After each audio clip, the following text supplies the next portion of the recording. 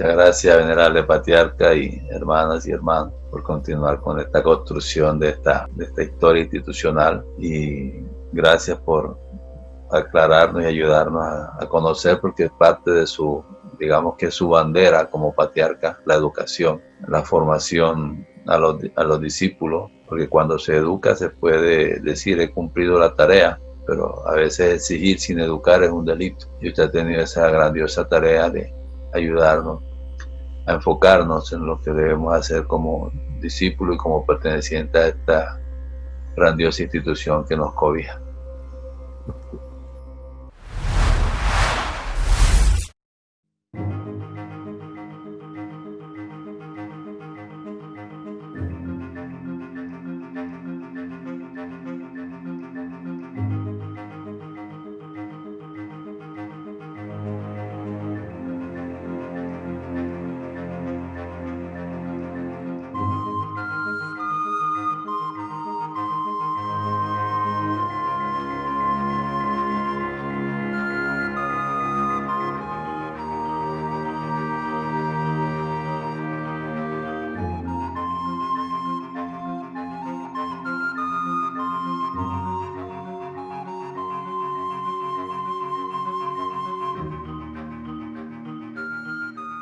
Pues precisamente anoche, hablando con unos hermanos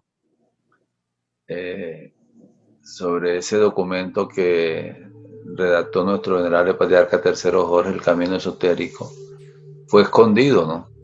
No fue divulgado. No se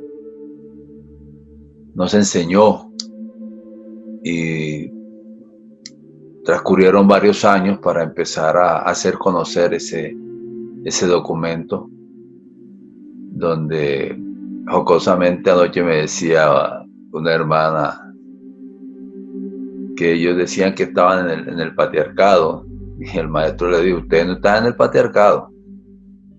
Y ellos se acordaban anoche de esa historia, porque ellos, no sé el tiempo exacto, cuántos años habían pasado, pero el documento fue guardado, no se socializó nunca, hasta que el maestro nuevamente toma ese impulso y empieza a mostrarnos las bondades de una escuela en el seno de nuestra iglesia. Los hermanos que en esa época les tocaba esa responsabilidad, se les olvidó, no le prestaron atención, pero es la misión que trae nuestro patriarca tercero Jorge, de educar, de formar. Es la misión que tiene nuestro maestro Jorge, de crear esa escuela como brazo educativo de la iglesia, para ayudar a formar un pueblo, ¿sí? Y ese contenido pues permitía que entendiéramos que debíamos prepararnos también los discípulos y los misioneros para enseñar con calidad, para enseñar el conocimiento gnóstico, y se pudo romper esos esquemas de miedo que había de no querer enseñar, porque en Venezuela, en Colombia, en Ecuador, el documento también estuvo guardado. No solamente fue acá en Colombia, sino en los 4 países, donde el documento ni siquiera se enseñaba, se mostraba.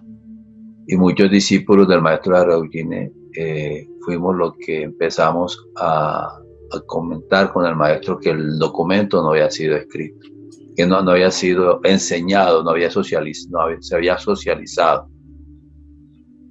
Entonces, como muchos documentos del maestro de la educación en libertad, y muchos de sus escritos no fueron enseñados, sino que fueron guardados, archivados. No sé el hermano Faustino qué recuerda de este hecho, pero fue un inicio que no fue nada fácil, romper esos esquemas de miedo que habían allí circundantes en torno a crear una escuela de formación como brazo educativo de la iglesia. No, yo creo que, bueno, al menos en lo que yo recuerde, no calificaría que estuvo guardado, porque con eso se iniciaron inclusive algunos seminarios, es decir, que no se hizo con intensidad, pero sí hubo, hubo gente que trató de adaptarse a lo que decía el camino esotérico. Por ejemplo, yo particularmente también estuve promoviéndolo y inclusive tengo por ahí un proyecto con un pensum para desarrollar lo que plantea el camino esotérico.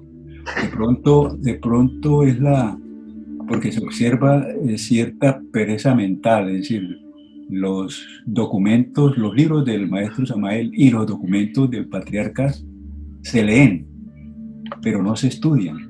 Entonces se lee el documento y ya, y se guarda, pero no se reflexiona sobre ese tema. Y yo tengo un folder donde tengo las observaciones de muchos artículos del patriarca y los comentarios que en un momento determinado, precisamente con este nuevo columna que voy a hacer, que llamé la lupa de Tino, precisamente para buscar y para sacar todas esas enseñanzas que posiblemente los hermanos algún día leyeron de los mensajes del patriarca, pero que no entraron a analizar, a escudriñar, a reflexionar sobre esos temas, ¿no? Pero yo creo que hay una pereza, es decir, uno observa inclusive que nos ha pasado a nosotros, a usted y a mí, que hemos estado enviando documentos para que los hermanos hagan comentarios y se da uno cuenta ni que los leen. Y llegan a la reunión donde se va a hacer los comentarios, donde se va a estudiar el documento y ni siquiera lo han leído. Entonces es como una pereza, una falta de cultura de estudiar y de escudriñar las cosas. Y el tema de la escuela, habla de los antecedentes. Para mí, en Bucaramanga en el año 75, 76, 76, se comenzó lo que se llamaba que era la escuela, se llamaba Escuela Gnóstica o Grupo de Conferencistas, donde nos reuníamos, creo que 3 veces a la semana, a estudiar lo de las conferencias, a estudiar los temas y en ese momento pues era asignar los misioneros para las diferentes zonas, para San Gil, para San Vicente, y se hacía como la distribución. Y eso sería como una escuela incipiente cuando se comenzó como con la idea de organizar algún grupo de difusión. Yo diría que sería como una semilla cuando comenzó ese intento de capacitarnos en ese momento como conferencistas, como exponentes. Me disculpa, hermano Faustino. Sí. Eso fue bastante antes del año 75. Sí, ¿no? Sí. Sí, antes, claro que sí. Estaba Humberto Díaz.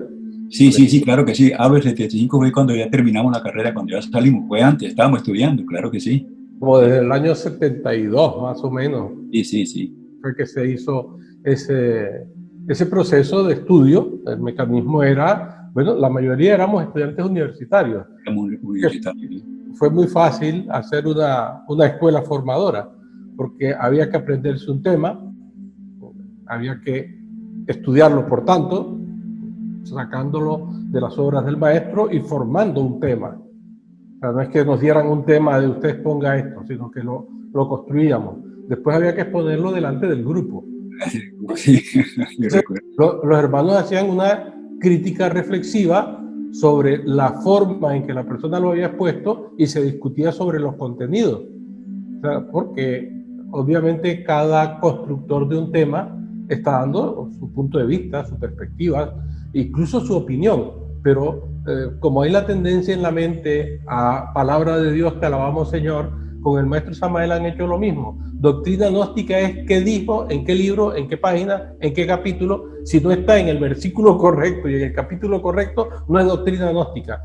La simplemente ignorancia Y entonces lo que ha comentado el hermano Faustino, para mí también es mi perspectiva, ¿no? Es ese tipo de pereza, bueno, y perdona que ya que interrumpió Faustino, decir la idea de lo que a mí me sorprendió. ¿Y qué significa una escuela? Gentes que tenían títulos. Me hacían esa pregunta. Que me lo hicieran personas que a lo mejor nunca hubieran ido a una escuela, vale, pero me lo hacían personas que tenían cierto nivel que se les supone que entienden cosas. Y tener que explicarle a una persona qué es una escuela, para qué sirve una escuela. O sea, es que no entendían eso. ¿En qué libro del maestro Samael sería el pensamiento en sus mentes? Aparece eso de escuela. El maestro dice que hay que estudiar. ¿Dónde se estudia? En las escuelas, en los institutos, en las universidades, en los centros formativos, el nombre que se quiera. Pero digamos que el principio es escuela, como primera palabra. Por eso yo elegí ese término y bueno, a raíz del documento que lo escribí, no sé si fue por allá en 1990 y pico, o antes, no recuerdo exactamente la fecha, se pretendió dar inicio a esto, que tímidamente, como lo dijo el hermano Faustino, fue haciendo cosas, pero que nadie asumía como ahora que esto tenía que construirse en el aquí y ahora como una escuela formadora. O sea, se hicieron intentos. Bueno, yo he luchado porque todos mis talleres y mis exposiciones han estado dirigidas en ese sentido. Y también sé que es una pena que durante 30 años yo he escrito y le he escrito a las personas con las que tenía la relación, y esos documentos efectivamente eran leídos cuando muchos se los leían a la comunidad, pero después nunca más.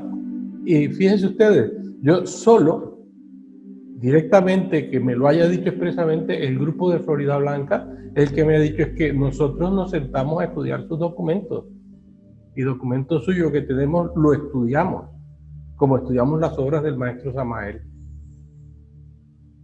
Sí.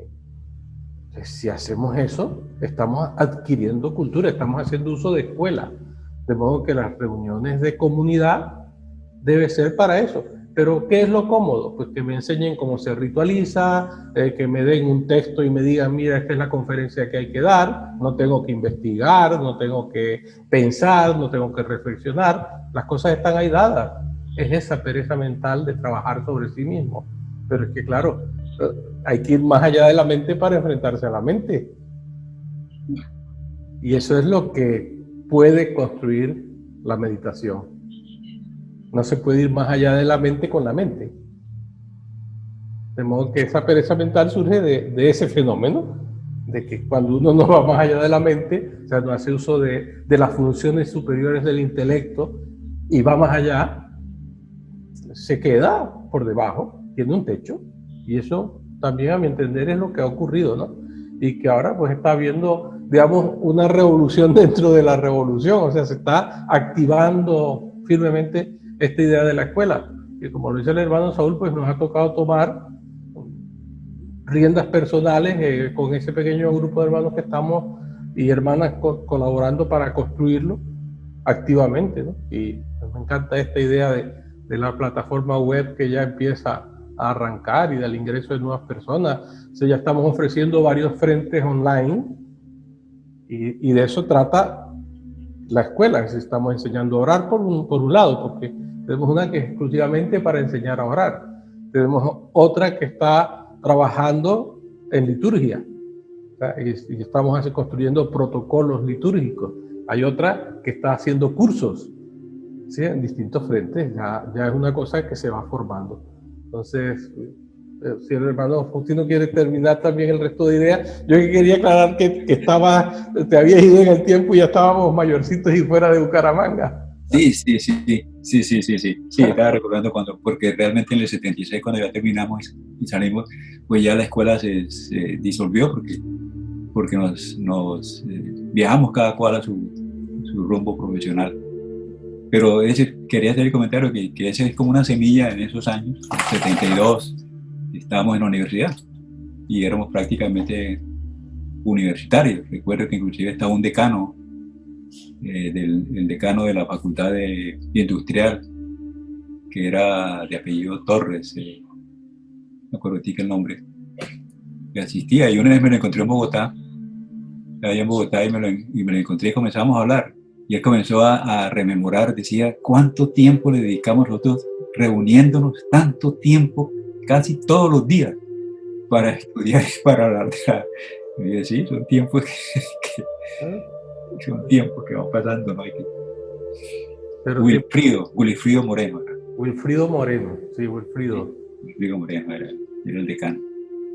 Sí, y eso es formación, o sea, trabajar en la formación. Fíjense, la idea de la escuela para mí pues un poco surge de esa construcción, es decir, ahí ya estaba la semilla, como dice el hermano Faustino, pero luego cuando ya me fui a Canarias, allí trabajé para construir algo parecido con los hermanos, y entonces con los aportes correctivos que ellos hacían desde su perspectiva española canaria, fuimos introduciendo algunas cosas, modificando, y fue lo que me dio toda la idea, junto con las enseñanzas del maestro Gurdjieff, pero sobre todo las guías que más conocía, que eran las de Ouspensky, se fue construyendo esto de la escuela esotérica. O sea, fue la experiencia de muchos años, una visión que se había formado respecto al tema y con las herramientas que tenía. De modo que eso dio origen a la fundación de la Escuela Gnóstica de Educación Continua. Incluso el nombre lo comenté con hermanos y decían, bueno, Escuela Gnóstica simplemente. Otros, no, Escuela Gnóstica de Educación Continua. Otros, no, Educación Continuada. Y dieron distintos nombres, ¿no? Fueron comentando. Yo dije que a mí personalmente me hacía palpito el término de educación, Escuela Gnóstica de Educación Continua, porque además en ese momento en España estaba muy en boga ese término. Entonces estaban empezando a hacer educación continua en distintas áreas online y en áreas profesionales y de formación de trabajadores, ¿no? Entonces, como era un término que estaba en boga, pues, a mí me resonaba, ¿no? y se puso por eso. Entonces, no sé si hay algún otro recuerdo respecto de esos orígenes. Bueno, lo que yo recuerdo sí de esos inicios de la Escuela Gnóstica de Educación Continua es que precisamente estando en Canarias, pues el libro de El Camino Esotérico, no recuerdo el año en el que fue publicado, en el que fue escrito y publicado, pero sí recuerdo que fue siendo Jorge Soberano Comendador, fue que escribió ese libro. Sí. Entonces, ya después, cuando surgió la idea de la Escuela Gnóstica de Educación Continua, un día Jorge me comentó, me dice, mira, queremos hacer esto, y ¿qué te parece? ¿Me puedes echar una mano? No sé qué. Yo me acordé de ese libro porque recordaba que ahí había algo esbozado de lo que, con relación a lo que Jorge estaba diciendo. Entonces lo cogí, lo volví a leer. Jorge me había hecho pues un escrito largo donde me ponía las ideas y de lo que quería, más o menos de la forma como quería organizar la escuela, los niveles y demás. Y entonces yo leí ese documento y después releí el libro, y entonces pues le dije, a 2-3 días le dije, mira, todo lo que tú estás planteando aquí ya lo tienes plasmado en el Camino Esotérico.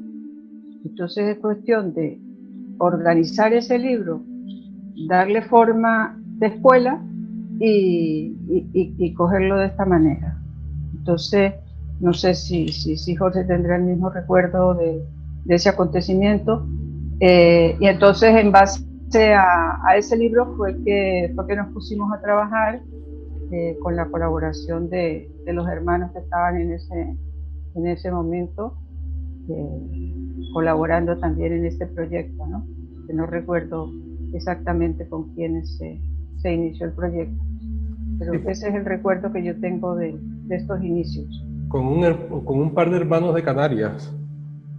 Ayudaron, colaboraron en eso, que tuvimos reuniones con Luis Domingo González y con Carlos Delgado. Carlos Delgado.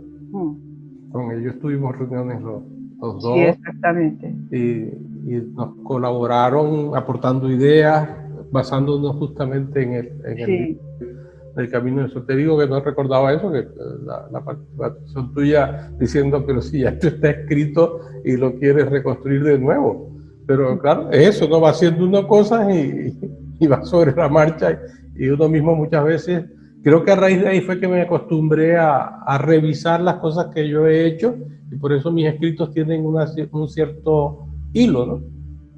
Hay cosas sueltas, es decir, digamos que es como un árbol que ha dado muchas ramas, pero eso, que trato que sean ramas de un hilo común, y hubo esas aportaciones de bastante gente, pero el inicio fue así de sencillo y familiar, ¿no?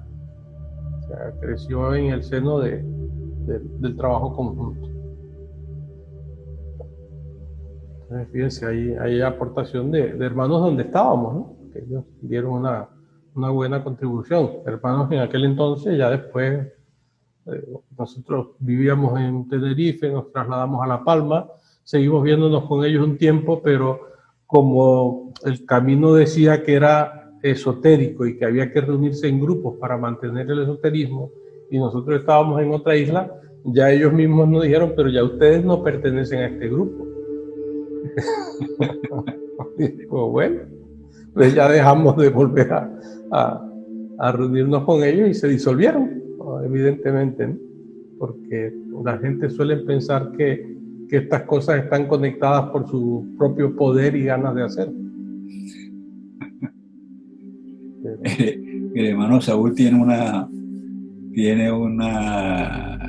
expresión de que le pasa lo del perro con la presa, que llevaba una presa en la boca y se miró en el agua y se vio más grande y quiso soltar, vio la presa más grande en el agua y soltó la que tenía en la boca por coger la que está en el agua y se quedó sin nada. Sí.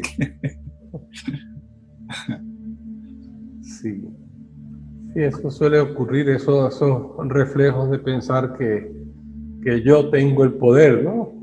Bueno, en aquel entonces estaba muy de moda en España la serie He-Man, y empezaba con esa afirmación del personaje central del cómic: yo tengo el poder. El ego sueña lo mismo. Y no, el poder, sí somos una semilla del poder y tenemos un potencial acorde con la semilla que somos, pero que desarrollar, ayer conversábamos sobre ese tema de lo difícil que es simplemente hacerse humano, lo terriblemente difícil que es hacerse humano, y la gente cree que es más fácil hacerse divino. Pero no solo eso, lo terriblemente difícil que es hacerse profesional de un área y convertirse en un experto y en un número uno. Y la gente sigue soñando que lo espiritual y lo divino pues es más fácil, porque es que somos hijos de Dios. Ahí somos hijos de Dios, pero para otras cosas somos el diablo, ni siquiera hijos del diablo. Esto me hace recordar una anécdota que me contaba el maestro Garriga Cuchines sobre uno de sus discípulos, Marcos Ortúa, que un día el hermano Marcos Ortúa bajaba mucho de la Sierra Nevada a Ciénaga. No sé, es uno de los que yo más recuerdo en mi niñez, porque era el que tenía más relación en cuanto a bajar a Ciénaga e ir a casa de papá. Y me cuenta papá que un día estaban hablando y el hermano Marcos, pues, riéndose, le dice: no, maestro, que lo que estoy viendo yo ahora es que nosotros para dar consejos somos unos ángeles, pero cuando vamos a hacer las cosas somos unos demonios. Y a papá le quedó sonando eso y me lo comentó, ¿no? en algún momento más adelante, pues. Y es cierto, esa es la lucha entre el bien y el mal que está funcionando en nuestro interior, que llamamos bien y mal, pero pues también se puede decir entre luz y tiniebla, pero en el fondo, desde la perspectiva de la física creadora, es la situación del caos. Y como el maestro Samael enseña, lo que consiste nuestro trabajo es en organizar la psiquis. O sea, la psiquis está en caos. De ese caos es de donde surge la creación. Pero es un trabajo personal, es crear un universo interior. Para eso hace falta formación. ¿Y quiénes dan la formación? ¿Sí? Centros educativos, escuelas, lugares donde pueda formarse la persona. Todo ha girado alrededor de eso, ¿no? Y por eso terminé dejando áreas profesionales más rentables y me fui por el mundo de la educación e incluso pues saqué un posgrado en educación que tiene que ver tanto con la psicología como la formación de escuelas, ¿no? O sea, las dos áreas, porque fueron las dos áreas que estudié, la psicología educativa y la construcción de centros educativos.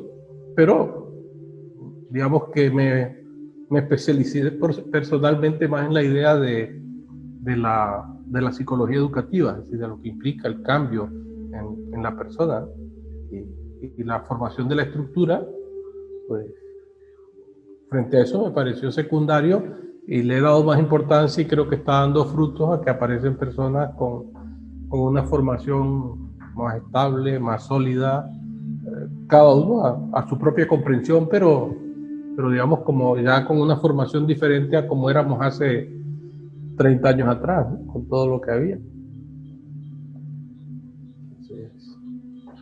Sí, sería interesante, Flor, ya que has tenido algunos recuerdos, si puedes recordar alguna cosa más y aportar, porque ha sido de esos recuerdos que no solemos comentar, porque vamos al día a día, ¿no? Cambio. En cuanto al tema de hoy, a los inicios de la escuela gnóstica de educación continua, lo que recuerdo es eso, ¿no? La aportación de que ya había un texto sobre el cual se podía trabajar, simplemente era organizarlo o reorganizarlo y estructurarlo como en niveles y poco más, la verdad, de esos inicios. Ya después, no, con respecto a lo que comenta Saúl, de que el libro estaba en cierta forma oculto, sí. Yo lo que creo es que, por lo que siempre he visto, es que los libros se publican,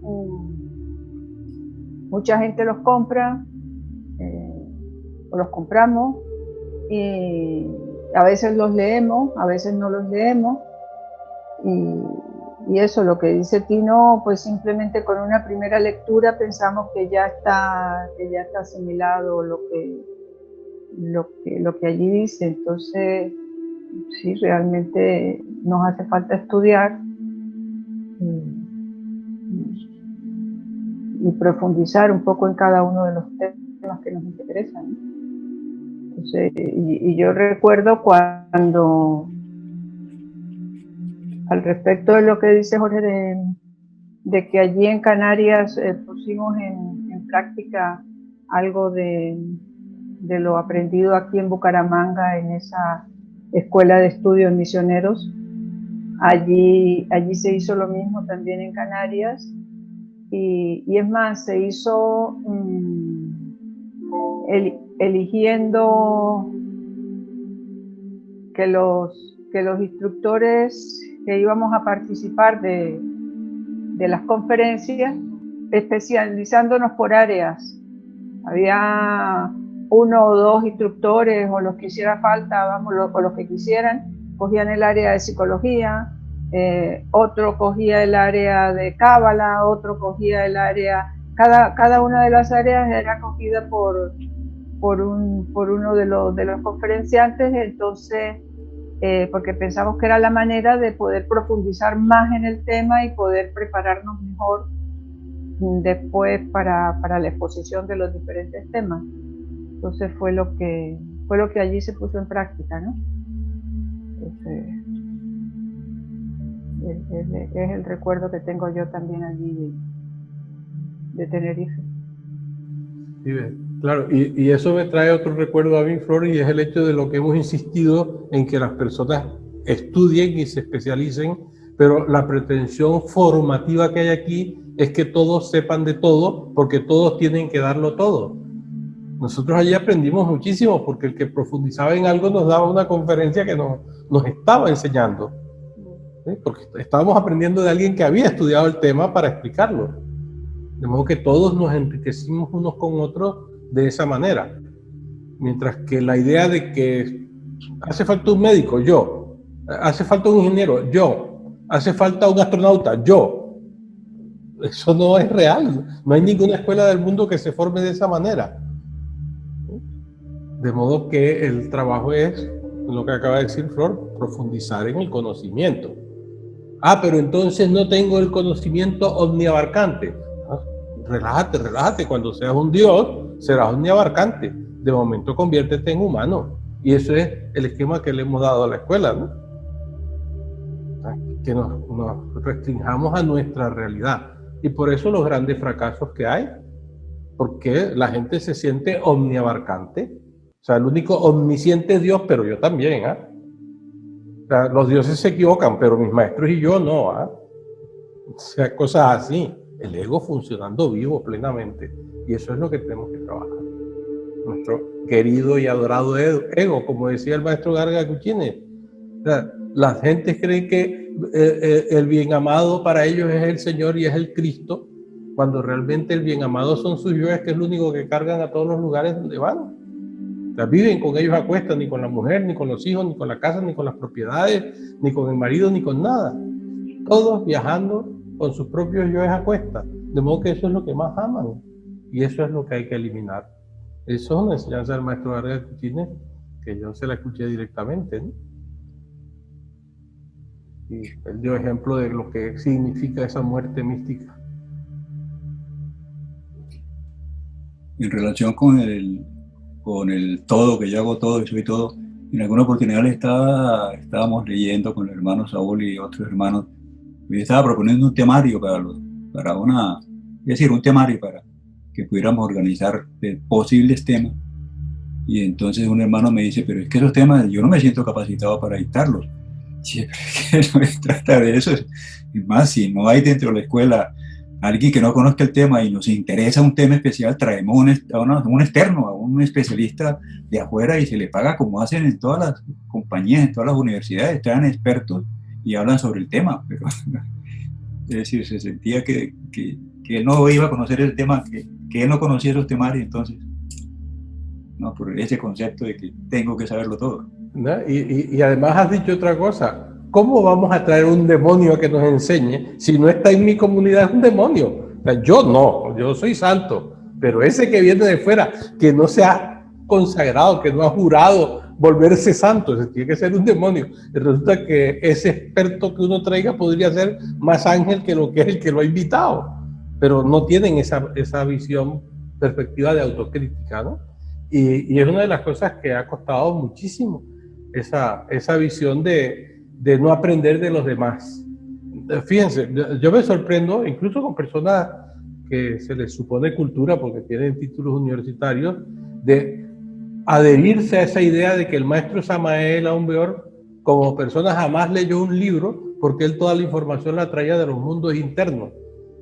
Y entonces dicen, por ejemplo, quieren decir que él tomó cosas de Gurdjieff y de Ouspensky, cuando el mismo Gurdjieff fue discípulo del maestro Samael.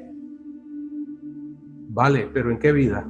Porque en la vida en la que Gurdjieff escribió, los libros que escribió, que Ouspensky toma de ahí como discípulo directo de Gurdjieff y publica, y el maestro también estudia Ouspensky, todo eso se hizo antes de que el maestro Samael despertara. Claro. O sea, ya eso estaba escrito, publicado, y sus escuelas hechas y construidas en gran parte del mundo. De modo que, vale, en una vida anterior fue maestro de Gurdjieff, vale, genial, pero en esta vida, ¿quién fue el maestro de quién? O sea, ¿quién estudió a quién? ¿Sí? Y eso tratan de explicar, de justificar la no aceptación de que el maestro Samael estudió, de que leyó obras, cuando él mismo lo dice. Yo fui un ratón de biblioteca en la época en que fue estudiante en la Fraternidad Universal, ¿cómo es? En la Escuela Rosacruz del maestro Huiracocha, que es cuando él dice que se volvió discípulo del maestro Huiracocha. Yo no sé si él estaría siendo niño en la escuela del maestro Huiracocha, que estuvo efectivamente en Bogotá, pero bueno, pudo serlo, pudo ir con algún adulto mayor. Yo iba con el maestro Garga Cuchines a las playas del Caribe, cienaguero, a verlos a ellos reunidos. Yo estaba muy niño. Estamos hablando de los años 50 y poco. Yo estaba en los 5, en los 6 años, y papá me llevaba de la mano. Y yo fui y veía ahí un montón de adultos enrollados, pero yo sentado como un niño juicioso en ese momento, ¿no? Porque estaba con papá y ellos hacían lo que hacían. Pero yo estaba ahí. O sea, eso significa que yo en mi niñez fui discípulo directo del maestro Samael Aun Weor. En esta vida no. En mi niñez no era discípulo, es decir, yo no estaba en la escuela entrenándome. En la escuela, como estaba en ese entonces, que se llamó movimiento, fíjense ustedes. O sea, la palabra que eligió el maestro Samael fue movimiento gnóstico. ¿Y qué significa movimiento? ¿Qué significa movimiento? Que las cosas están estáticas, que ya esto está aquí, se hizo un edificio y para toda la eternidad, o que las cosas se van moviendo. Cuando lo reencontré ya como adulto en México, él lo que tenía era la Asociación Gnóstica de Estudios Antropológicos y Culturales. O sea, nada que ver con movimiento gnóstico, pero todo eso formaba parte globalmente de lo que él llamó movimiento gnóstico. La Iglesia gnóstica pues formó parte de lo que se llamó movimiento gnóstico, y para mi entender personal, la Escuela Gnóstica de Educación Continua forma parte de ese movimiento gnóstico.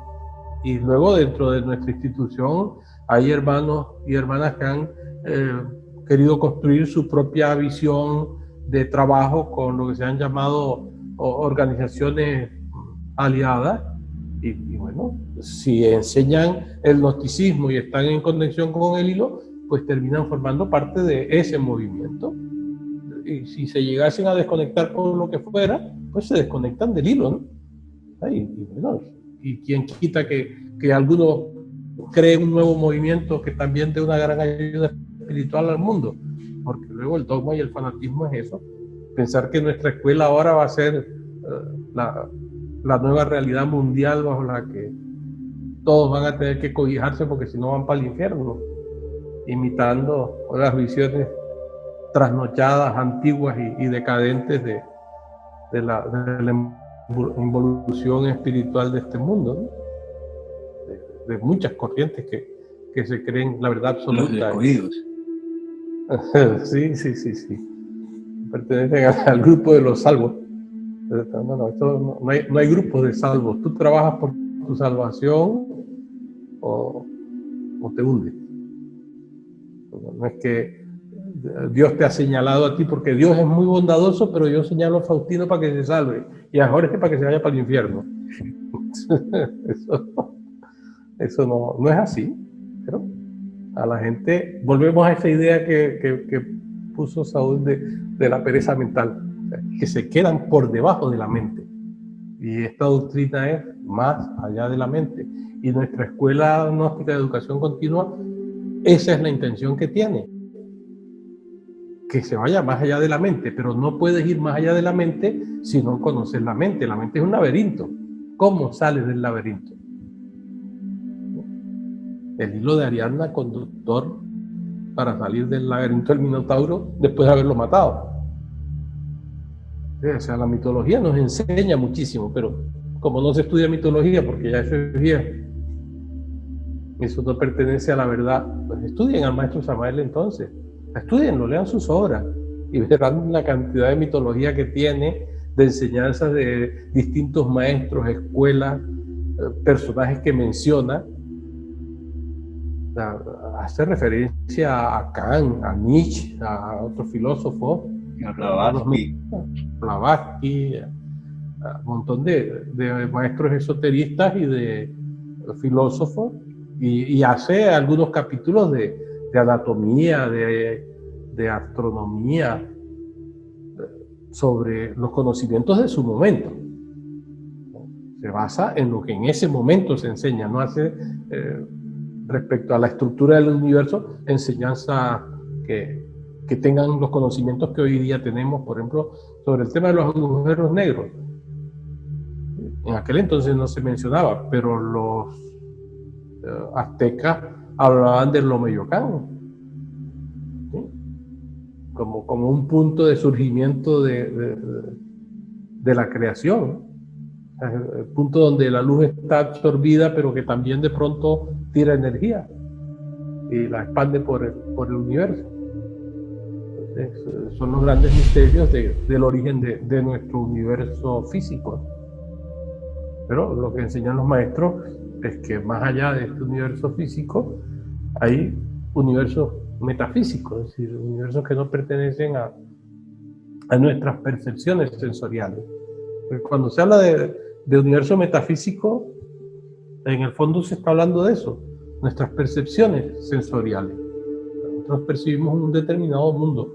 Los maestros dicen internamente tienes unas facultades que te permiten ver más allá. Bueno, hasta ahora lo que no ha podido demostrarse, como ya se ha demostrado respecto de los beneficios de la meditación, es que esas habilidades sean coincidentes.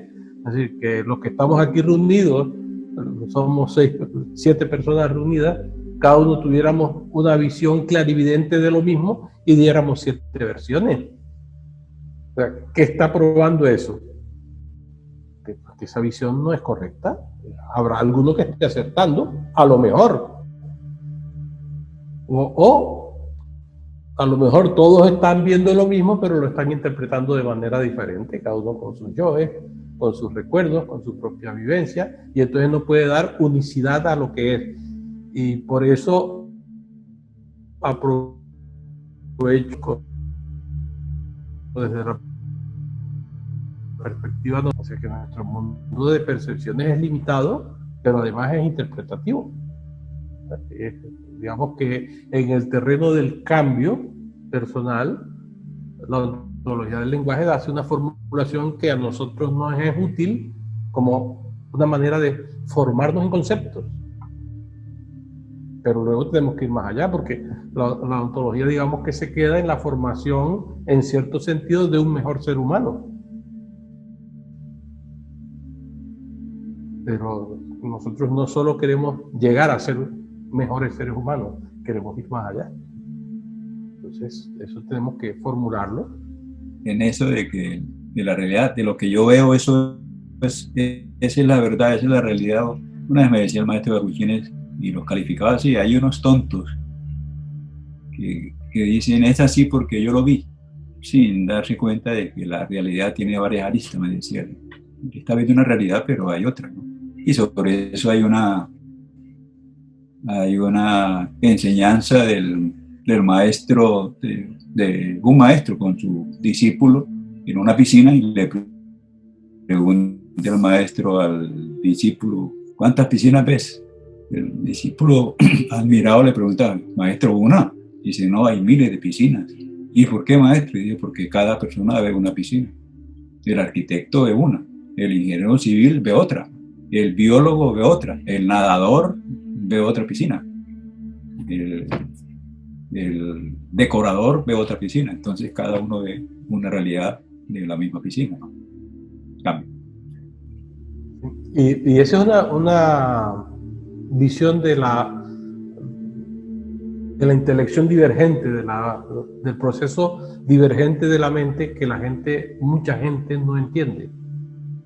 No entiende, ¿por qué? Porque como yo tengo mi visión, lo que está diciendo Tino son tonterías, son idioteces, O sea, él no entiende que un arquitecto esté viendo la piscina como algo más de lo que él está viendo. Yo estoy viendo un pozo con agua en el que me tiro a nadar, pero el otro a lo mejor está viendo todo lo que significó construir esa obra, y el biólogo, pues, la contaminación que puede haber ahí, está viendo cosas que yo no estoy viendo. Mi perspectiva puede ser muy limitada. Y como decía Sócrates, pues solo sé que nada sé. El biólogo a lo mejor no entiende la perspectiva del arquitecto. Y el médico no entiende la del constructor, la del que lo hizo, no el que la diseñó. Y así sucesivamente cada uno de nosotros estamos encerrados en nuestro propio túnel de realidad. O sea, mi realidad es mi información. Y la información es la que puede abrirme a un nuevo conocimiento. En el curso anterior que dicté justamente sobre el tema del conocimiento y la información, creo que amplié un poco el tema para que la gente reflexionara, pero claro, sobre eso no está escrito, pero cuando estudiara escrito. Ya hemos visto que está escrito, pero la gente no lo estudia. Como mucho lo lee. Y cuando Flor comentaba eso, y algunos han comentado sobre el tema de lo lee pero no lo estudian, recuerdo una anécdota que se cuenta del maestro Samael con un discípulo que creo, no recuerdo ahora el nombre, era un bogotano que fue discípulo del maestro Garga Cuchines y luego se fue a México y se convirtió durante un tiempo en auxiliar del maestro Samael. Sonido, Faustino. Salazar Bañol, ¿verdad? Creo que fue con Salazar Bañol o alguno de esos otros discípulos así ha llegado, que el maestro Samael le facilitó el último libro que acababa de publicarse como mensaje de Navidad, y al día siguiente que se reencuentran, el comentario del discípulo es: maestro, qué obra tan excelente, extraordinario, maravilloso el contenido que tiene. Y dice: ¿y ya te la estudiaste? Tienes la pregunta, ¿y ya te la estudiaste? Y la respuesta del otro es: sí, maestro, ya. Dice: ¿y has tardado una noche en estudiar lo que yo tardé un año en poder construir y redactar? Sí, preguntas tontas. O sea, ¿qué vas a haber estudiado en una noche? Habrás leído. Y si has revisado y no sé qué, habrás, no sé, te habrás emocionado de ver las cosas. Pero ¿qué has experimentado de ello? O sea, ¿qué has aprendido realmente de ello? De algo que te está comunicando experiencias. Es lo mismo que ver una película y salir emocionado. O sea, pero ¿qué cambio ha producido eso en tu vida? ¿Qué enseñanza, qué aprendizaje real te ha dado? De momento ninguno. O sea, ponlo en práctica. Y para eso hay que seguir, como yo recuerdo al maestro Garga Cuchines, leyendo y releyendo a lo largo de toda su vida El matrimonio perfecto. Es uno de los libros. Él leyó otros libros, y libros que le aconsejó el maestro Samael en sus años finales, que fueron las obras de Ouspensky y Gurdjieff. Y bueno, el maestro también aconsejó que estudiaran algo sobre antropología mexicana, y ahí el maestro Cuchines sí fue bueno, yo no soy mexicano y la antropología mexicana no me preocupa, pero sí estudió algo a Gurdjieff y a Ouspensky, en particular a Ouspensky, porque el maestro Samael le recomendó Tertium Organum. Tertium Organum, sí. Y Psicología de la posible evolución del hombre, que fueron libros que yo conocí por eso, y fue lo que me abrió las puertas a estudiar a Ouspensky y a Gurdjieff. Pero se trata de eso, de que el maestro escribe una obra que tú tienes que seguirla estudiando, que tienes que aprender a ponerla en práctica. O sea, es como hacerte médico, ¿vale? Es fácil hacerme médico, abro internet, me leo 40 enciclopedias de medicina y ya está, ya soy médico. Y las has estudiado, y si te examinan vas a saber responder, y si te ponen ante un cadáver eres cirujano, y si cosas así, ¿no? Es escuela que te forma. Y eso fue lo que no se construyó. Para todo el mundo era: ya estoy consagrado, yo dije que sí, lo acepto y ya estoy en el grupo de los salvos, ya no tengo que hacer más nada. Y de estudiar, pues, que me den el material. Algunos han preparado algo de material, pero la gente con, digamos, cierto nivel cultural, que en el momento de toda la revolución enemiga contra el maestro Garga Kuchiner, fue lo primero que se combatió, acabar con los intelectuales. O sea, los intelectuales eran los que tenían títulos de bachiller para arriba. O sea, los que tenían títulos universitarios, pues ya eso eran los peores de los peores, porque eran los intelectuales más malos. Pero luego, estudiando al maestro Samael, se lo aprendían de memoria y no ponían nada en práctica. ¿Y eso qué es? Intelectualidad. Cuando tú estás estudiando algo y no lo pones en práctica, eres un intelectual. Mientras que si lo pones en práctica, pues o eres un técnico, o eres un tecnólogo, o eres un tecnologista. O sea, hay distintos niveles de tecnología. O incluso pues puedes hacerte un científico del tema. Es un desarrollo espiritual profundo. Es formación, es escuela, es estudio y práctica. Y el maestro Samael lo pide, lo dice abiertamente. O sea, no se puede tener una buena clarividencia si no se tiene una gran cultura intelectual. No ser un intelectual. Que tener cultura intelectual no es ser un intelectual. Pero la gente confunde, por lo mismo que hemos venido hablando, sus mundos interpretativos. Y eso es uno de los elementos interesantes de la ontología del lenguaje y el coaching ontológico. ¿Cómo diría yo? Una presencia permanente de la idea de darme cuenta que son mundos interpretativos. Que yo lo interpreto así, pero tú lo interpretas de otra manera. Y cómo convivimos con esas diferencias. Y a lo mejor van a estar ahí toda la vida, igual nunca van a desaparecer. O sea, cómo convivimos con esas diferencias de visión e interpretación. Sin que llegue la sangre al río y sin que tengamos que volvernos enemigos y sin que tengamos que odiarnos, sino como seres humanos fraternos que por lo menos nos respetamos. No querernos, pero tampoco odiarnos. O sea, hacer uso del amor en el sentido de aceptación de lo que hay, de la realidad, de las diferencias, de los mundos perceptivos. Hay que mirar cuáles son los objetivos, ¿no? de la agenda y de la escuela como tal, los valores y eso, porque después de ese trabajo que se hizo de visitar lugares para llevar el cronograma que se pudo desarrollar después, fue bastante intenso, ¿no? Porque sí se hizo recorrido nacional con ese PowerPoint que se desarrolló en torno al desarrollo que debía tener la escuela, y después se desarrollaron cursos en Cuenca para preparación de misioneros y misioneras, que fue maravilloso, pero que no basta con estudiar la doctrina gnóstica, sino que hay que estudiar también el conocimiento en general y, como decía Flor, hacerte experto en un tema para poder desarrollarlo, porque muchas veces venían hermanos de Cuenca, ya se creían como dice el maestro dioses o super trascendidos, y venía a dar con el palo a la gente en la cabeza, y venía a atropellar a los hermanos, ¿no? Inconscientemente se hacía esa labor, ¿no?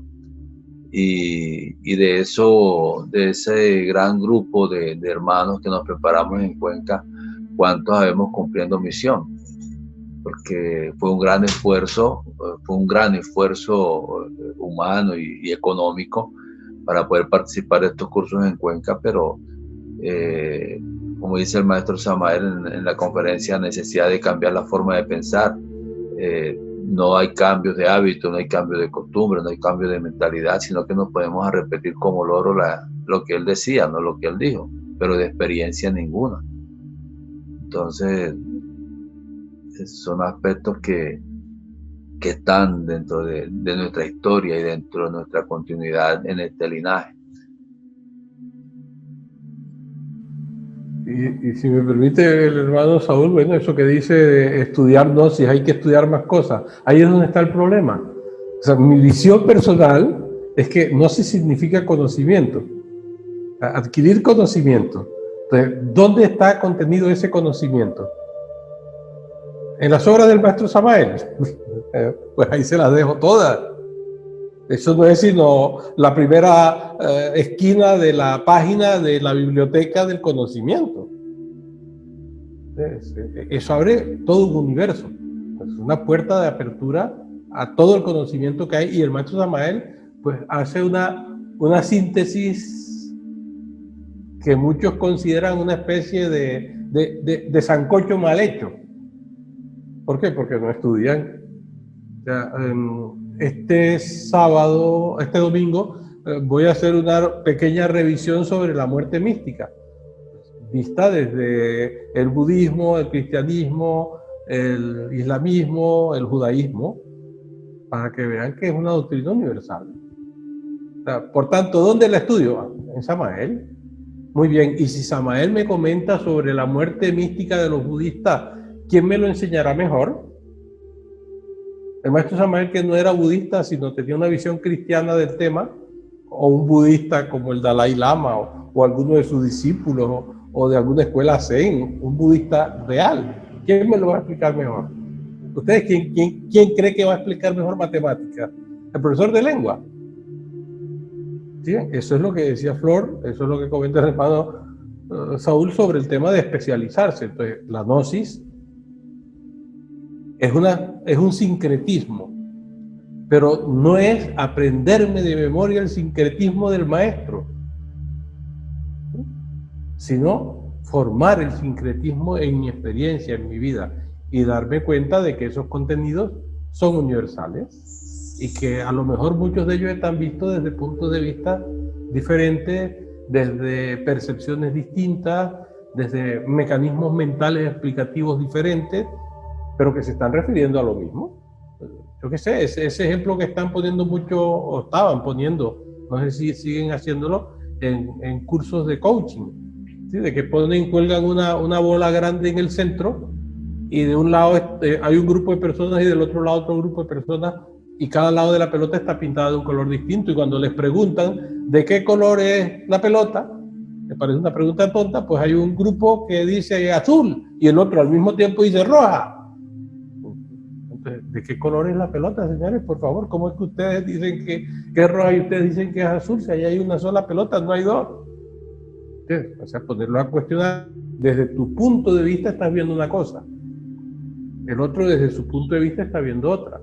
Uno que esté en el meridiano donde se unen los dos colores dirá, pues es azul y roja. Y si ponen a girar la pelota y la pelota está girando, ¿de qué color es la pelota? Pues se mezclan los dos colores y dan un tono propio de la mezcla del azul y el rojo, que sería un tono violeta. Entonces diría, la pelota es violeta. Resulta que la pelota no es así. Pero en ese movimiento tú la ves así por la mezcla visual de los colores. Fíjese, el darse cuenta de eso requiere reflexión. La misión, la visión, los valores pueden cambiar con el paso del tiempo, porque es movimiento. Es movimiento y la gente se queda en movimiento. No, el maestro pone un ejemplo, esto es un tren en marcha. Claro, se está moviendo, cambia el paisaje, cambian los lugares, pero el tren es el mismo. Bueno, sí, para los que se quedaron en las locomotoras de carbón, súbanse en un tren de alta velocidad y verán lo distinto que es viajar, que ya no es el mismo tren que el tren que se mueve con carbón. El tren ha cambiado y hay trenes que se mueven sobre raíles electromagnéticos, no tienen ruedas. Sí, o sea, las cosas cambian, incluso lo mismo que es, cambia. Ah, pero se sigue usando para lo mismo, para moverse. Sí, y los aviones también, pero no son trenes. Y los carros también sirven para moverse, pero no son trenes. De modo que esa perspectiva comprensiva de los cambios es lo que hace que si encontramos algo sobre esto y nos lo movemos, porque yo creo que el tiempo ya se nos acabó.